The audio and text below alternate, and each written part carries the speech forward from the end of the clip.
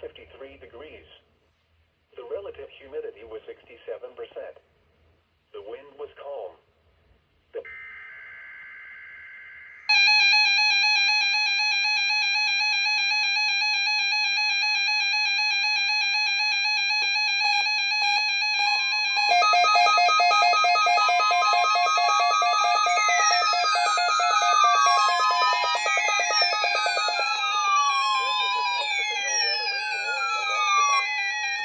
During potentially dangerous weather situations, specially built receivers are automatically activated to warn of the impending hazard. Tests are normally conducted by the National Weather Service every Wednesday and Saturday between 10 a.m. and 12 noon. When there is a threat of severe weather in the area, the test is postponed until the first good weather day. Reception of this broadcast and the alarm tone will vary from place to place.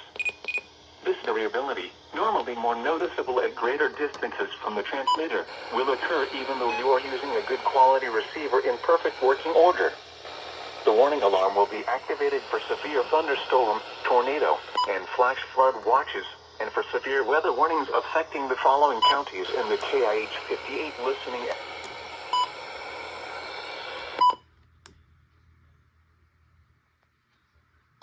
Coosa, Etowah, Jefferson, Randolph, St. Clair, Shelby, Talladega, and Tallapoosa counties. In Georgia, this includes Carroll County. This has been a test of the NOAA Weather Radio Warning Alarm device. We now return to our normal programming.